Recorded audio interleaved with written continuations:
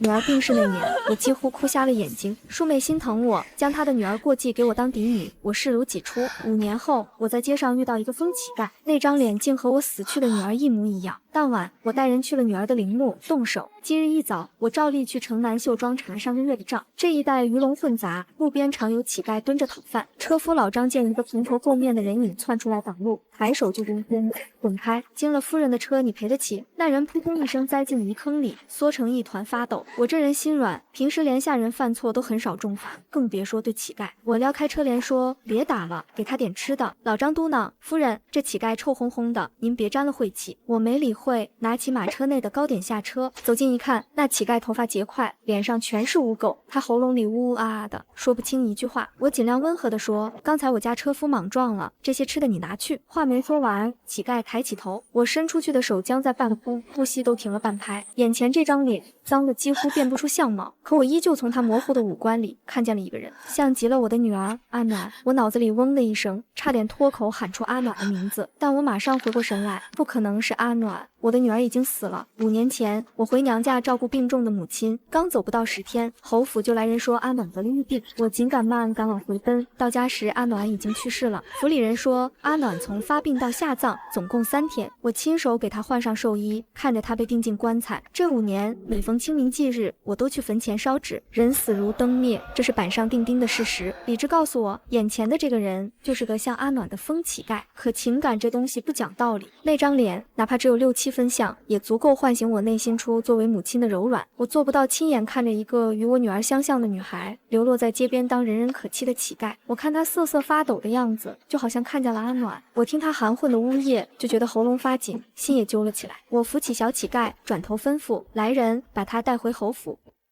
我把那封乞丐带回了侯府，没多久，我丈夫沈崇就皱着眉头找来了。他人还没进屋，声音先到了，透着十足的不耐：“你是不是闲得慌？外面什么脏东西都往家里领。”沈崇刚踏进门槛，立马捏紧鼻子，嫌恶的往后退：“这什么味儿？赶紧把那玩意儿扔出去，别脏了我的地儿！”看着沈崇毫不掩饰的嫌弃，我心里有点堵。就算是对待牲畜，也不至于这么刻薄，更何况这还是个人。我没理他，转头吩咐李妈妈去打热水，找身干净的旧衣裳，给他好好洗洗。李妈妈手脚麻利，立马就去办了。我走出屋子，顺手带上门，沈崇这才松开鼻子，没好气地瞪我：“你到底想干什么？侯府的脸还要不要了？”老张赶车急了，抽了这乞丐一鞭子。我下去看，发现他长得很像阿暖。我压着心里的波动，尽量平淡地解释。听到阿暖2个字，沈崇表情僵了一下，随即他叹了口气：“夫人，人死不能复生，这道理你不懂吗？我知道你想女儿，但那就是个疯乞丐，你把他弄回来，传出去像什么话？”我反问，脸面比人命要紧，那也得看是谁的命。沈崇嗓门提了起来：“这种来路不明的贱民，万一带着疫病怎么办？趁现在没人看见，赶紧捆了扔回街上去。”闻言，我忍不住皱了眉。沈崇的反应有点过激了，平时府里大小事他都懒得管，今天为了个乞丐，居然跟我这么红脸。正说着，耳房的门开了，李妈妈扶着人走了出来。我给那乞丐穿的是阿暖5年前最爱的一套鹅黄襦裙，那时候阿暖穿着还显大，如今套在他身上竟是惊人的合身。李妈妈侧身让开：“夫人，洗刷干净了。”那一瞬间，院子里的空气好像冻住了，哐当一声脆响，沈崇手里的茶盏掉在地上，摔得粉碎。热茶溅在他靴面上，他却像毫无知觉，一双眼睛死死盯着那女孩。他满脸的不可置信，甚至带着一丝见了鬼似的惊恐。我也慌了神。之前在大街上，他浑身脏兮兮，面貌也只能看个轮廓，可现在他穿着阿暖的衣服，脸庞清秀苍白，眉眼弯弯，右腮边那个浅浅的小梨窝都和阿暖一模一样。怎么可能？这世间怎会有如此相像的2个人？我擅自将小乞丐留在了侯府。他是个傻子，问他叫什么，只会嘿嘿傻笑，口水流到下巴也不知道擦。府里的人都窃窃私语，长得像有什么用？大小姐生前多伶俐，这分明就是个疯子。沈崇也不同意，整日因为这件事跟我吵架。这天他又闯进了我的房中，让我赶人。你留个又疯又傻的玩意儿在家里，传出去我的脸往哪儿搁？他不是这玩意儿，他是个人，我头也没抬。再说这是我的院子，我养什么人还得经过外人同意。你这是存心跟我作对。沈彤几步跨到我面前，声音压得极低，趁现在还没闹大，赶紧把人弄走，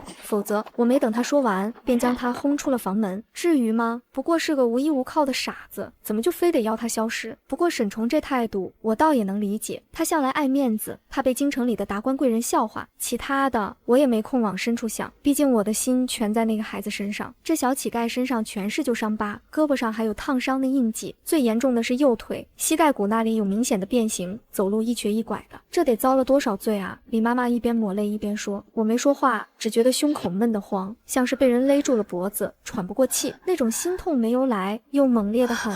我请了相熟的太医过来，太医诊完脉，直摇头，外伤好治，但这腿耽误太久了，怕是这辈子都得瘸着了。至于这疯病，应该是中了毒，伤了脑子。中毒？我皱眉，看着像脉象虚浮杂乱，不似寻常一症。太医捋了捋胡子，我开几副安神解毒的药试试，能不能好？看造化吧。送走太医，我坐在床边发呆。晚上那孩子睡着了，我守在他旁边，屋子里静悄悄的。突然，床上的人开始剧烈的发抖，双手在空中胡乱挥舞。别打！他嘴里发出含混不清的呜咽，娘，那语调软软的，带着哭腔。我浑身一僵，阿暖小时候做噩梦就是这么喊我的，一个字拐3道弯，听得人心都要碎了。我下意识的伸手想去拍拍他，可他却猛地抓住了我的衣角，不是胡乱抓呢，而是捏住了我袖口的一片，然后轻轻捻了捻。我像是被闪电劈中，愣在原地。阿暖有个习惯，他小时候睡觉总是这样抓着我的袖子，他说这样娘就跑不掉了。我浑身的血都凉了，脑子嗡嗡作响，长得像可以说是巧合，声音像可以说是幻觉，但这个独属于我女儿的习惯，怎么可能出现在一个素不相识的疯乞丐身上？世界上没有那么多一模一样的巧合，除非他就是阿暖。我的女儿根本没有死，5年前那场所谓的恶疾，还有那具下葬的尸体，全都是假的。我立刻叫来心腹去查，5年前阿暖病死前后，他院子里伺候的那些老人现在都在哪？都给我找出来。结果查回来的消息让我脊背发凉，凡是近身伺候过阿暖的人，不是失足落井，就是突发疾病没了。到了这一步，我已经不是怀疑了，是确信。眼下这个疯乞丐9成9就是我的阿暖。我并未声张，只是照旧将阿暖留在身边，为他养伤。但我带乞丐回府这件事，动静闹得太大，连我那刚出嫁不久的养女沈月都惊动了。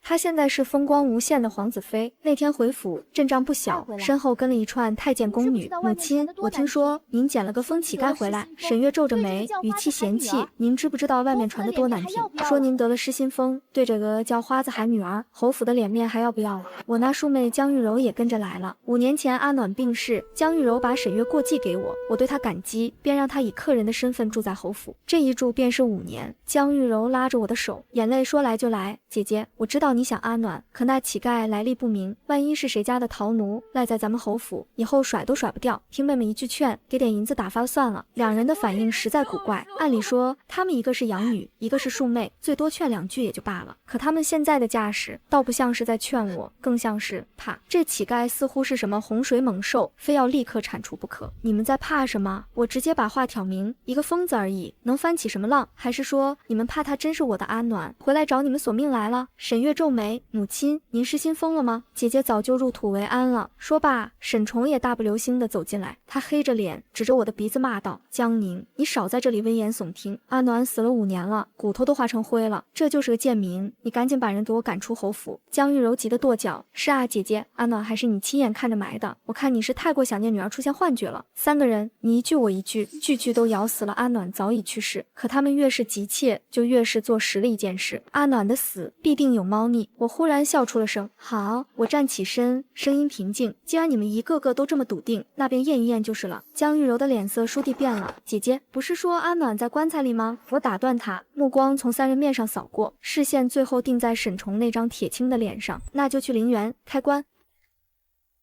开棺这2个字一出口，屋里瞬间炸了锅。沈崇脸色煞白，指着我的手都在抖，你疯了？死者为大，入土为安，阿暖都死了5年了，你要去惊扰他的亡灵？你这当娘的心肠怎么这么狠？我心肠狠？我冷笑，我要是心肠狠，就该让你这个做爹的给我的女儿陪葬。我现在就是要看看棺材里躺的到底是谁。江玉柔连忙拉住我的手，姐姐不可，开棺会损了阿暖的阴德，让他来世都不能投个好胎啊！你这是要让他死不瞑目啊！这套说辞听起来句句是为阿暖着想，实际上字字都是在堵我的路。我还没推开他，沈月也冲了上来，他一把拉起江玉柔，扭头对我横眉冷对：母亲，你怎么能为了个疯乞丐，你要去掘姐姐的坟？暂且放着侯府的名声不说，你让姐姐在地下如何安息啊？我盯着两人的眼睛，怎么，你们这么怕我开棺？到底是怕阿暖死不瞑目，还是怕里面的东西见不得光？荒唐！沈重气地指着我的鼻子，我告诉你，只要我还在这个家里一天，你就别想动阿暖的坟。你要是敢带人去，我就休了你！我一巴掌拍在桌子上，震得茶盏叮当响。我冷笑一声，沈重，我是圣上亲封的一品诰命，是郑国大将军的亲妹妹，你有本事现在就写休书，我倒要看看是你这个靠着岳家起来的侯爷腰杆硬，还是我兄长的刀快。提到我兄长，沈重的气势明显矮了一截，他眼神躲闪，不敢直视我。你不可理喻，我不是来跟你商量的。我扫过他们三个神色各异的脸，缓缓开口，我现在就带人和仵作去陵园，谁敢拦我，我就从谁的尸体上踏过去。我不再理会三人，转身就往外走。院子外，我安排的侍卫早就候着了，个个腰佩大刀，身强力壮。我带着一行人浩浩荡荡直奔城外陵园，沈重和江玉柔还有沈月也跟着我一同过来了。夜里的坟地阴森森的，风吹过树梢，像鬼哭一样。阿暖的坟头草已经长得很高了。哇！我一声令下，侍卫们面面相觑，最后还是抡起了铁锹，泥土一层层被翻开，露出了那口阴沉木的棺材。我声音平静，起棺。随着绳索拉动，沉重的棺盖被撬开了一条缝，一股难以形容的陈腐气味扑面而来。我举着灯笼走上前去。江玉柔身边的婆子上前开口道：夫人您看，这不就是大小姐吗？这衣裳都对得上，快盖回去吧，惊扰亡灵是大罪啊。我没理他，回头看了一眼我带来的老仵作。老仵作拿着骨头凑在灯笼下仔细看了半天，还用手指敲了敲。半晌，他放下骨头，转身对我拱了拱手，回禀夫人，这尸骨不对。怎么不对？我的心提到了嗓子眼。大小姐是5年前下葬的，5年以上的尸骨，骨质风化会更严重，但这具骨头成色较新，腐化的痕迹顶多不超过3年。他顿了顿，补充道，而且这具尸骨的主人年纪最多12、13岁，绝不是一个及笄了的15岁少女。人群里发出一阵倒吸凉气的声音，我悬着的心猛地落下，随之而来的是滔天的怒火。我转过身，看着众人冷笑一声，大家都听清楚了，这棺材里的人根本不是我的女儿。之后我立刻回府，叫来太医与我和阿暖滴血验亲，2团血迹相融在一起。众人都屏住了呼吸，这个大家口中的疯子的的确确是我的女儿。我深吸一口气，攥紧拳头，好得很。棺材里躺着个假的，真的却在外头做了5年乞丐。这哪里是病逝，这是有人容不下他，要把他活活逼死。我这话是说给所有人听的，周围的护卫家丁一个个都低下了头，大气不敢喘。沈重当即流下了泪，抱住了阿暖，哭着喊女儿。江玉柔也上前用帕子抹泪，嘴里念着心疼，就连沈月也忍不住红了眼眶。方才还口口声声说阿暖一定死了的3人，已经全然变了态度，但我也懒得再去理会。我让人召集了全府上下的管事和下人，我站在台阶上，看着底下黑压压的人群，都给我听清楚了。我的声音不高，但透着一股子很近。我的女儿也就是大小姐失踪找回来了，以后谁再敢让我听见有人在背后嚼舌根，直接乱棍打死。当晚我就让李妈妈带人把阿暖挪到了我的正院，住在暖阁里。我亲自守着阿暖，喂他吃饭，哄他睡觉。之后我又喊来了太医院最好的陈太医过来。陈太医给阿暖仔仔细细检查了一遍，折腾了大半个时辰。夫人，情况不太好。陈太医叹了口气，这姑娘的外伤好治，但体内的毒沉积得太久了，已经伤了脑子的根基，神智能不能恢复不好说。陈太医摇摇头，或许哪天受了刺激，能想起来点什么，也可能这辈子就这样了。我的心沉了一下，但很快就稳住了。就算阿暖一辈子都是个傻子，那也是我的女儿，只要她还有一口气，我就养她一辈子。是，我只说了一个字，不管用法子，只要有一线希望，就不能放弃。送走太医，我派出去查就是的2个心腹回来了。夫人，查清楚了。心腹递上一张发黄的旧条子，江玉柔跟管家递的话说大小姐染了疫病，怕传染，她把原先伺候的老人全打发去了庄子上，说是隔离。我冷笑一声，既然是疫病，为什么不给我送信？江玉柔说怕您知道了，回来也染上疫病，所以不让府里人给您递消息，甚至不肯让人任何接近小姐的院子，连大夫也不让请。我盯着那张条子，指尖发冷。当初沈崇只是告诉我阿暖的医病又急又凶，才换上便去了，甚至没能等到我回来。竟不想江玉柔居然把人全撤走，还不让请大夫，这哪里是怕传染，这是想让阿暖自生自灭。我眯起眼，语气平静，这么说，他是间接害死了我的女儿。目前查到的是这样。心腹低着头，那几个被发配的老人，后来死的死，散的散，没剩下几个了。我把条子揉成一团，扔进火盆里，心里一阵发寒。如果只是怠慢，让病情加重，那后来棺材里的假尸体怎么解释？阿暖变成乞丐又怎么解释？江玉柔一个后宅妇人，没那么大本事只手遮天，这背后肯定还有人。继续查，我看着燃烧的纸团，顺着江玉柔这条线往上摸，查查那段时间她和谁走得近，收了谁的好处，一点蛛丝马迹都别放过。阿暖的身体肉眼可见的好了起来，太医开的药起了作用，加上我天天盯着他吃饭睡觉，脸上终于有了点肉。更重要的是，他不怎么发疯了，以前总是咿咿呀呀的乱叫，或者无缘无故的尖叫，现在他安静了很多。虽然他还是不认识我，但至少不排斥我靠近。这天我正在屋里给阿暖梳头，外面心腹来报说有急事。我放下梳子，走到外间，夫人，有线索了。心腹低声说，我们找到了小姐奶娘的儿子。我立刻打起精神，带进来。很快，一个皮肤黝黑的汉子被领了进来，他穿着一身破旧的粗布衣裳，见到我扑通一声就跪下了。小人赵大见过夫人，起来说话。我示意左右退下。你说你是刘妈妈的儿子，你有什么证据？赵大从怀里拿出一个银锁片。夫人，这是我娘留下的遗物，那是我当年赏给刘妈妈的，上面还刻着她的生肖。我点头。你娘是怎么死的？疾病。赵大眼圈红了，但我娘身子一向硬朗，她被赶出侯府不到半个月，人就没了。死的前一晚，她把我叫到跟前，跟我说大小姐不是得病死的，是被人害死的。我的心猛地揪紧。她怎么说？我娘说，那时候您回娘家，江玉柔掌了权，她亲眼看见江玉柔端着一碗黑乎乎的药，硬是灌进了大小姐嘴里。大小姐不肯喝，江玉柔就让婆子捏着鼻子灌，灌完之后，大小姐就开始吐血，没2天就咽气了。赵大擦了把眼泪，继续说道，我娘说江玉柔怕事情败露，把当时在场的人都打发了。我娘是因为年纪大，又是老人，才多活了几天，但也逃不过灭口。我深吸一口气，压下胸腔里的怒火。赵大，你敢不敢把这些话写下来画押？敢。赵大咬着牙，我娘死得冤，大小姐死得惨，只要夫人能给他们报仇，小人这条命豁出去了。收集完赵大的证词，我心里那股火反倒冷了。怪不得江玉柔当初那么殷勤地把女儿塞给我，原来是早就计划好了，除掉我的阿暖，再把她的种捧上嫡女的位子，踩着我们母女的尸骨往上爬。好算计，好狠毒的心。我让人去传话，说我要见江玉柔，有要事商量。江玉柔来得挺快，脸上挂着假惺惺的笑，姐姐找我有事。我没起身，也没让座，眼皮都没抬，找你聊聊5年前的事。江玉柔脸上的笑容僵了一下，随即恢复正常。姐姐怎么又提那些伤心事了？听说阿暖病的时候，你把伺候他的人全调走了。我放下茶杯，目光直直地盯着他，连个送信的都不留，美其名曰隔离。江玉柔眼神闪烁，立马摆出一副委屈相。姐姐，您这可冤枉我了。当时那病来得急，大夫说是会传染的恶疾，我是为了府里上下几百口人着想啊。江玉柔拿着帕子抹泪，万一传开了，老太太身子弱，侯爷公务忙，要是都倒下了，侯府不就乱了吗？我也是不得已才把人隔开，谁知道阿暖那孩子福薄，好一个不得已。我冷笑一声，打断他的表演，为了大家的安全，所以牺牲我女儿一个。江玉柔，你这菩萨心肠演得真不错。姐姐，您这话是什么意思？我怎么听不懂？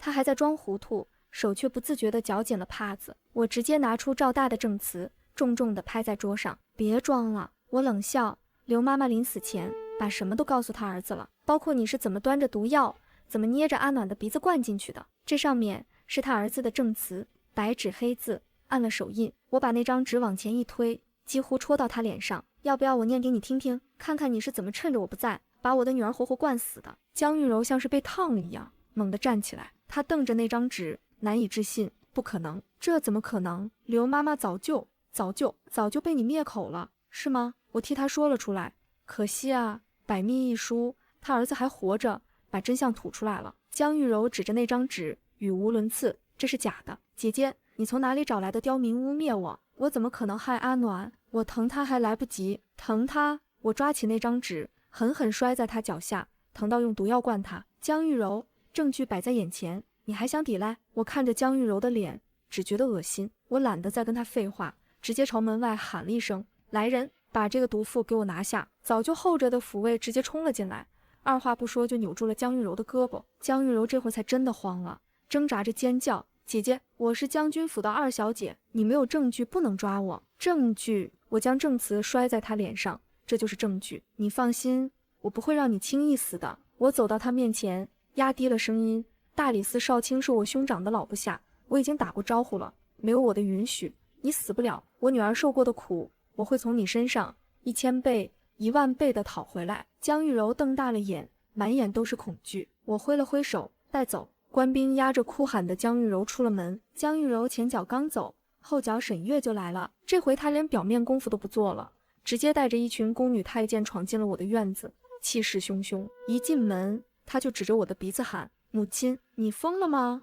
为什么要抓柔仪？你快叫人把她放了！”看着沈月这副兴师问罪的架势，我只觉得心寒。这5年，我把她捧在手心里。她要学琴，我请最好的先生；她要新衣，我就给她用最好的云锦。她开上3皇子，我动用江家的人脉帮她铺路。我把对阿暖亏欠的爱全部给了她，结果呢，养出一条白眼狼。她害死了我的女儿。我盯着沈月，一字一顿：“这理由够不够？”沈月愣了一下，随即尖声道：“母亲，你糊涂了吧？姐姐不是没死吗？既然人还活着，你凭什么抓柔仪？你对自己的妹妹这么狠，传出去不怕被人戳脊梁骨吗？活着这2个字像刀子一样扎进我耳朵里。我的阿暖是活着，可那是怎么活的？是当了5年人不人鬼不鬼的乞丐，是浑身伤疤瘸了一条腿，神志不清，连娘都不会叫。在他眼里，只要没死透，受的罪就不算数是吗？”我一步上前，扬起手狠狠一巴掌扇了过去。这一巴掌我用足了力气，直接把沈月打得踉跄着撞在门框上。他半边脸瞬间肿了起来，嘴角渗出血丝，头上的珠钗都歪了。“母亲，你居然打我！”他捂着脸，难以置信地瞪着我：“打的就是你这个混账东西！”我指着沈月的鼻子骂：“我的阿暖被江玉柔灌毒药，折磨生不如死，你还敢跟我提姊妹情深？我养你真是不如养条狗！”来人！我大喝一声，按住他。身后的婆子立刻冲上来，把沈月死死按跪在地上。“母亲，你不能！”沈月尖叫挣扎：“拿戒尺来！”李妈妈立刻递上一把戒尺。我接过尺子，走到沈月面前，居高临下地看着她：“你不是能说会道吗？我今天就打烂你这张嘴！”我举起戒尺，朝着她的嘴狠狠地抽了下去。啪啪啪，每一下都实打实地落在她的嘴唇和脸颊上。刚开始沈月还叫骂，后来就变成了哭嚎，再后来满嘴是血，话都说不清了。那几个跟着他来的宫女太监低着头站在一边，没一个人赶上来拦。打完最后一下，我把沾血的戒尺扔在地上，沈月瘫在地上，脸肿得像猪头，满嘴的血混着眼泪往下流，狼狈不堪。我冷冷地看着他：“带着你的人滚出侯府，以后没有我的允许，不许踏进这道门一步。”宫女太监们这才赶上前，七手八脚地扶起瘫软的沈月，像拖死狗一样把她拖了出去。江玉柔下了狱，沈月挨了打，府里清静了不少。我把心思全放在了阿暖身上，太医开的方子日日不断，他体内的毒确实轻了不少，可心病难医，他大多数时候还是那样，像个没活的布娃娃，嘴里总嘟嘟囔囔的，声音太小，谁也听不清在说什么。我也不着急，每天早起，我亲自给他梳头，用温水给他擦脸，晚上给他洗脚，按摩那条瘸腿。我一边做这些，一边跟他说话，就像他小时候我哄他睡觉那样。阿暖，还记得吗？你3岁那年，非要学刺绣，结果把自己的手指头扎破了，哭得鼻涕泡都出来了。还有你养的兔子小白，后来老死了，你把它埋在花园里，还给立了个小墓碑。我自顾自地说着，也不管阿暖听不听得懂，我只是想让他感觉到我一直在这里是安全的。这天下午，阳光透过窗户洒进来，我刚拧干热毛巾，正要给阿暖擦脸，手刚碰到他的脸颊，他却突然动了，一只瘦削的手抬了起来，抓住了我的手。我僵在那里，一动不敢动，生怕惊着他。他仰着头，认真地看着了我半晌，喉咙里发出一个模糊的音节，娘，声音很轻，像片羽毛，还有点沙哑，就那么一个字。我的眼泪一下子就涌出来了，止都止不住。我一把将阿暖搂进怀里，紧紧地抱着他。哎，娘在呢，娘在呢。阿暖只是喊了我一声娘后，又恢复了那副痴傻的样子，但我心里却扬起了希望，只要时间足够，我的阿暖一定会好起来。之后没过2天，沈月又来了，这回沈月学聪明了，没直接闯我的院子，而是先去前厅。我过去的时候，他正端着茶杯，手里拿着一块羊脂玉佩，那是六皇子府的信物。见我进来，沈月没起身，她抬了抬下巴，语气冷淡：母亲，我是奉六殿下的意思来的。柔仪毕竟是你娘家的妹妹，就算有错，也是咱们的家务事，你私自关押，不合规矩。我瞥了一眼那块玉佩，没说话。沈月以为我怕了，得意地笑了笑：母亲，你也别嘴硬，我查过了，大理寺根本没有立案，也没有公文，人是你私下扣的，说白了就是你滥用私刑。沈月站起身，走到我面前：母亲，你别忘了，我夫君是六皇子，你一个侯府夫人，就算有将军府撑腰，说到底也是个臣子，你斗得过皇家吗？他压低声音继续道：识相的，赶紧把人放了，再给我柔仪赔个不是。这事儿就算了。我看着沈月那张还没消肿的脸，只觉得好笑。拿六皇子压我，我冷笑一声：沈月，你是不是也忘了，你能坐上这个皇子妃的位置是靠谁？是我江宁拿钱拿人脉把你堆上去的。我走到主位上坐下，慢悠悠地说道：我不把江玉柔的丑事张扬出去，是想给你留几分体面，让你安安稳稳当你的皇子妃。没想到啊，你这蠢货自己上赶着找死。沈月脸色变了变：你什么意思？我没理他，从袖中拿出一封写好的信，扔给旁边的李妈妈，把这封信送到六皇子府上。沈月一听急了：你写了什么？也没什么。我看着他惊慌失措的样子，淡淡说道：就是把江玉柔怎么毒杀我的女儿，还有你的庶女出身，全都写得清清楚楚。你疯了！沈月尖叫着要来抢信，被李妈妈侧身躲过。沈月，你说六皇子要是知道他娶了个杀人犯的女儿，还是个冒牌的嫡女，他会怎么想？皇家最看重脸面，到时候你这皇子妃还能不能坐得稳？沈月脸色煞白，显然是怕了，但她眼珠子一转，咬着牙凑近我，声音压得极低：母亲，您别逼我，您就不怕我把您撕开棺木的事宣扬出去？到时候侯府颜面扫地，对您又有什么好处？您还是侯府的主母。我看着他那副自以为拿捏住我的样子，只觉得讽刺。我嗤笑一声：沈月，从我的阿暖被你们害得生不如死那天起，侯府的颜面在我眼里就连脚下的泥都不如。我懒得再跟他废话，直接朝外挥手：李妈妈，送客，把这封信还有这位皇子妃一并请回六皇子府。几个粗壮的婆子立刻上前，几乎是架着沈月往外拖。她还想挣扎叫骂，被婆子一把捂住了嘴，狼狈地被塞进了马车。当天下午，天还没黑，外面就传来了风声，六皇子府的大门开了，沈月直接被扔了出来。一同扔出来的还有一封墨迹未干的休书：沈月被休，江玉柔入狱。这是闹得满城风雨。沈崇这几天称病不出，我也懒得搭理他，把所有心思都扑在阿暖身上。阿暖的变化是看得见的，他现在会盯着我看，清晰的喊娘，虽然还是不能说话，但这已经是天大的进步。太医来看过，摸着胡子感叹：夫人，这真是奇迹，毒伤脑髓能恢复到这个地步，全靠您精心照料，剩下的只能慢慢养，急不得。我不急，我有的是时间，每天我就拿着食物教他。阿暖，这是碗，这是勺子，这是你最爱吃的桂花糕。阿暖学得很慢，有时候教10几遍他才跟着念一个字，但只要他肯学，我就一遍遍地教。这天午后，我带着他在窗边晒太阳，院子里那棵海棠花开得正盛，风一吹，花瓣飘进来几片。我指着外面：阿暖看，那是海棠花。阿暖呆呆地看着那棵树，突然他伸出手指，指着窗外：娘亲，种的。我浑身一震，那棵海棠树确实是我在他5岁那年亲手种的。那时候他摇摇晃晃地帮我浇水，说娘种树，我长大。我激动的眼眶发热，紧紧抱住阿暖：对，是娘种的。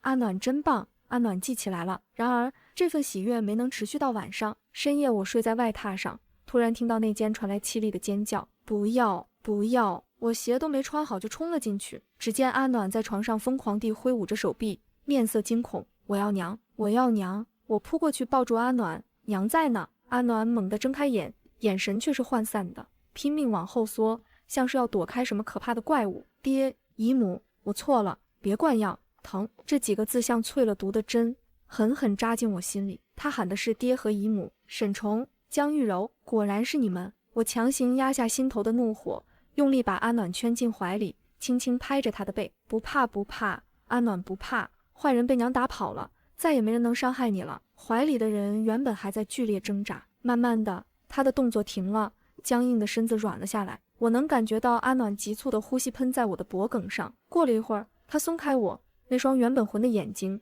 此刻却清明了许多。阿暖看着我，眼泪大颗大颗的滚下来，嘴唇颤抖着。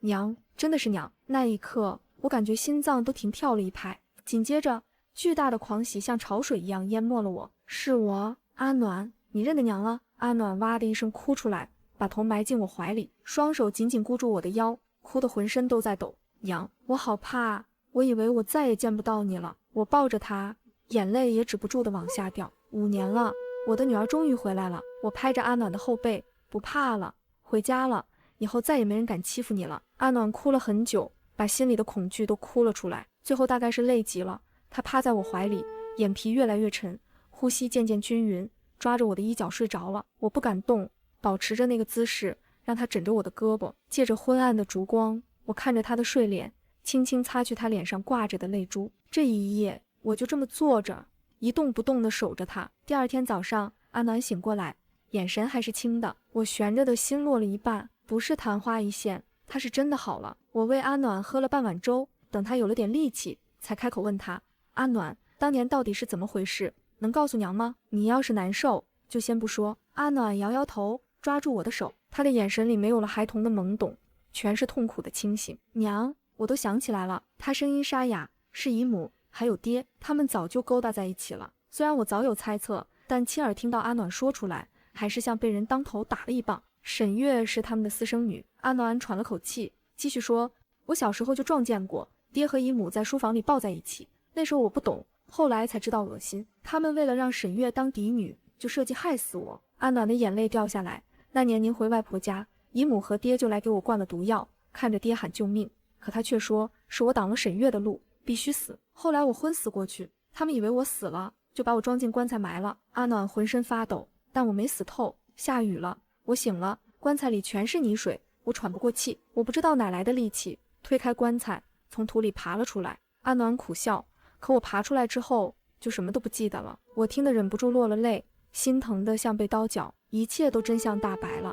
江玉柔下毒，沈重默许，再把他们的私生女塞给我，让我当宝贝养着，利用我江家的资源把沈月捧上高位。听完阿暖的话，我浑身都在抖，不是怕，是恨。那股恨意像火烧一样，差点把我的理智烧干净。但现在还不是撕破脸的时候，兄长还在边关打仗，没回来。沈重再怎么说也是个侯爷，没有实打实的铁证，光靠阿暖的一面之词扳不倒他，反而容易被他反咬一口。我深吸一口气，强迫自己冷静下来。阿暖，我抓着他的手，这个仇娘一定替你报，但不是现在，你得帮娘演一场戏。阿暖红着眼睛看我，点了点头。你继续装疯。我压低声音，比以前更疯，谁也不认，见人就咬，只有这样，他们才会放松警惕，觉得你没有威胁。阿暖咬了咬牙，好，我对外宣称阿暖的病情恶化了，受了惊吓，连我都认不得了。沈重果然坐不住了，假模假样的来看了一眼。阿暖演得很好，一见他进来，立刻缩到床角，抱着枕头歇斯底里的尖叫，抓起手边的药碗就往他身上砸，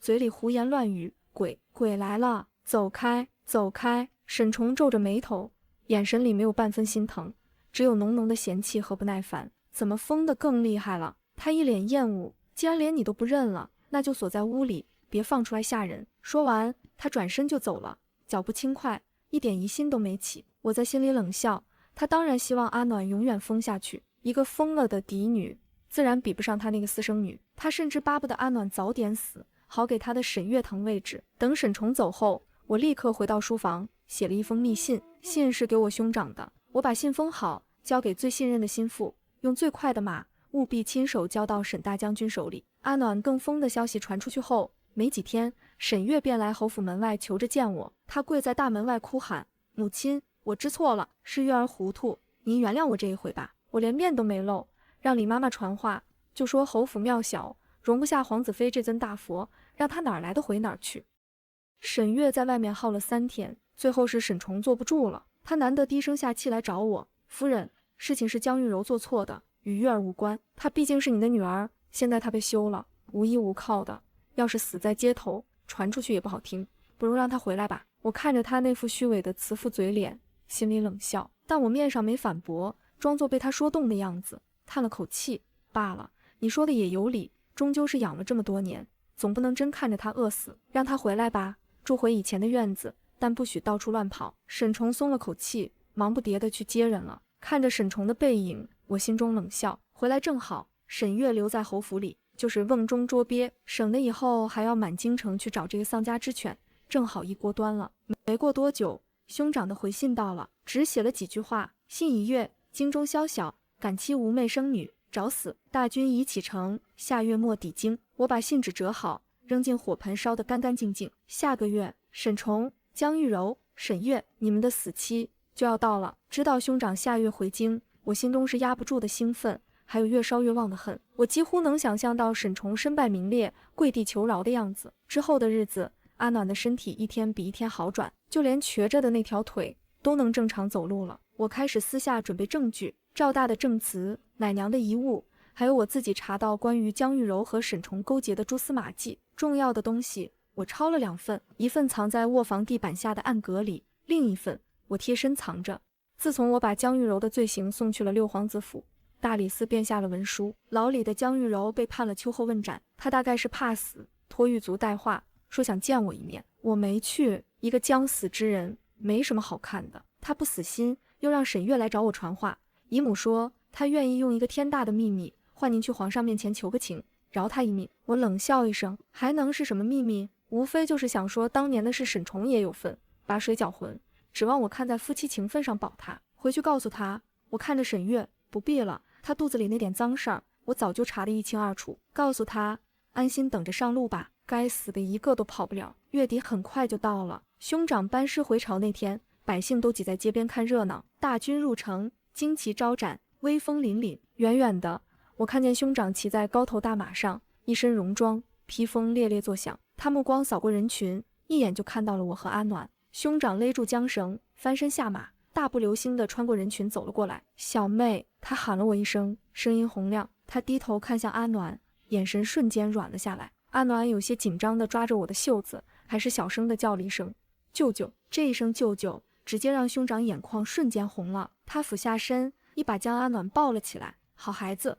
回来了就好。兄长声音有点哑，没多问别的，只是轻轻拍了拍阿暖的后背。当晚我把这5年的事原原本本地告诉了兄长。兄长听完，直接将茶盏捏了个粉碎，碎片扎进肉里，血顺着指缝流下来，他却浑然不觉。沈崇这个王八蛋，他咬着牙，老子在前线替他沈家守江山，他在后头把我外甥女活埋了，老子这就去宰了他。兄长说着就要起身拔剑，哥，我拦住他，你别冲动。我按住他的手，杀了沈崇就太便宜他了，我要的不是他死，是他身败名裂，我要让他和那个女人跪在我女儿面前认罪。我深吸一口气，看着兄长，你刚回京，别为了这种人脏了手，你只要给我撑住场子，别让人颠倒黑白就行，剩下的我自己来。过几日便是太后的寿宴，我的一切准备就是为了太后的这场宴会。很快寿宴到了，我带着阿暖亲自入宫，她穿着我特意定制的宫装，梳着精致的发髻，除了走路稍微有点跛，看起来和正常闺秀没什么两样。一路上所有人的目光都在打量她，窃窃私语。沈崇也坐在席上，看到我带着阿暖进来，脸色顿时难看起来。宴席过半，歌舞升平，太后心情不错，一一问候众人，视线落在了我这边。她看到阿暖后便问道，江氏，你身边这孩子瞧着面生，是哪家的？我立刻拉着阿暖起身，走到大殿中央跪了下来。回太后，这是臣父的亲生女儿，沈家嫡长女沈昭华。大殿里安静了一瞬，不少人面露疑惑，沈家嫡长女不是说5年前病逝了吗？是啊，怎么又活了？我没理会那些议论，抬高声音把当年的事从头说起。从我回娘家探亲，江玉柔如何换走下人，如何拖延病情，阿暖是如何被毒害被活埋，又从坟里爬出来做了5年乞丐，全部如实道来。每说一句，沈崇的脸就白一分。我说完，从袖中取出证据，双手呈上，臣父所言句句属实，这里是证据，能证明关中尸骨绝非我，请太后皇上明鉴。太监把证据呈上去，太后翻看着，脸色越来越沉，最后猛地一拍凤椅扶手，岂有此理！天子脚下，竟有这等禽兽不如之事。大殿里静得可怕，连根针掉地上都能听见。皇帝的脸色也阴沉的吓人，当即下令给朕彻查，一查到底，案子证据链齐全，又有我兄长在旁盯着，无人敢徇私，私下做手脚。调查结果很快出来，和我递上去的几乎分毫不差。沈崇站在那儿，面如死灰，身子摇摇欲坠。太后冷眼瞧着他，沈崇，证据确凿，你还有什么话说？沈崇慌忙离席跪下，把头磕得砰砰响。罪臣之错，罪臣糊涂，罪臣是被那毒妇迷了心窍，求太后皇上开恩啊，开恩！太后冷笑，残害嫡女，私通妻妹，欺瞒朝廷，这桩桩件件，哪一条不够砍你的头？你还有脸求开恩？拉下去！圣旨当天就下来了，没有丝毫拖延。沈崇被夺去侯爵之位，抄没家产，和江玉柔一并打入天牢，等候问斩。至于沈月，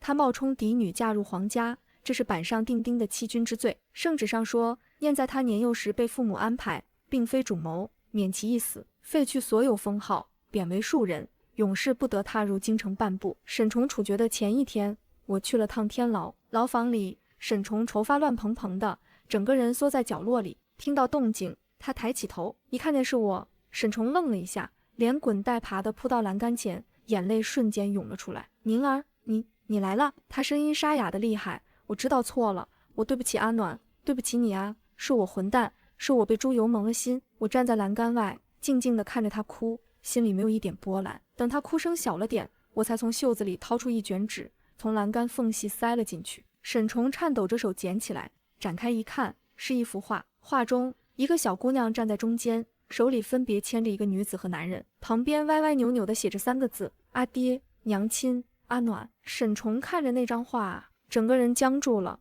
随后爆发出撕心裂肺的哭声。沈崇的额头一下下磕在栏杆上，痛苦的蜷缩成一团。我收回手，拍了拍袖摆上看不见的灰尘，语气平静：这是阿暖5岁那年画的，他画好了，兴冲冲的想拿去书房送给你，结果那天你正忙着陪江玉柔，没空见他。沈崇捧着那张画，哭得鼻涕眼泪糊了一脸。他突然抬起头，抓住栏杆，苦苦哀求：宁儿，我错了，我知道错了，让我见见阿暖好不好？让我跟他说声对不起。我冷冷地看着他，你不配。阿暖的爹5年前就死了，在他眼睁睁看着别人给自己女儿灌毒药的时候就已经死了。我从袖子里抽出一把匕首，扔进牢房里。沈崇，你欠阿暖一条命，如果你还有点人性，就自己了断。沈崇看着地上的刀，又看了看我，眼神里全是绝望。他颤巍巍地捡起那把刀，好，我喊给他。他闭上眼，猛地举起刀，狠狠往自己脖子上一抹，鲜血瞬间喷涌而出，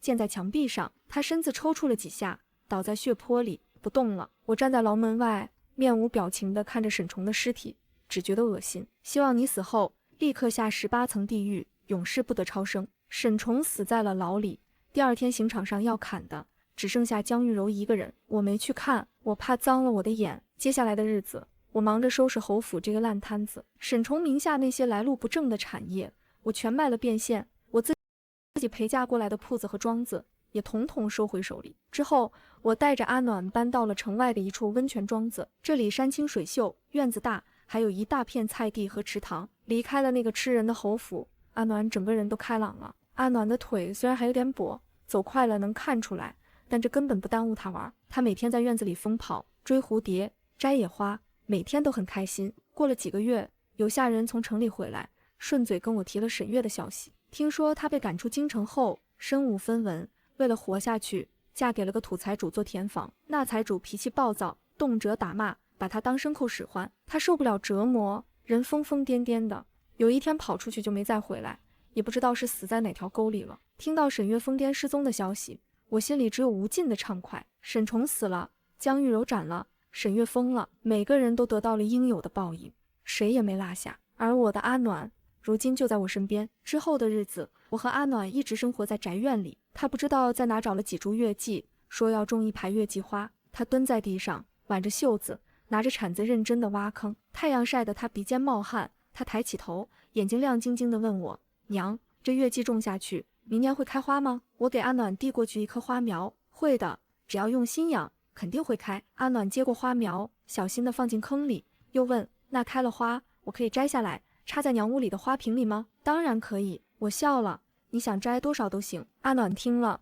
咧嘴一笑，露出整齐的牙，继续低头填土。阳光洒在他身上，他的头发乌黑发亮，脸上也有了健康的红晕。我站在廊下看着他，心里软成一片。是啊，我的女儿就应该这样，像花儿一样，活得鲜活，活得灿烂，而不是在那个阴暗的侯府里枯萎。又过了1年，窗外的月季开了，红艳艳的一大片，艳丽得很。阿暖坐在廊下的摇椅上，手里拿着一朵刚剪下来的花，依偎在我的肩头。他把花凑到我鼻子前，娘，香不香？我闻了闻，点点头，香。看着眼前的繁花，再看看怀里安然无恙的女儿，我心里那根扎了整整5年的刺，终于在这一刻彻底拔了出来，再也不疼了。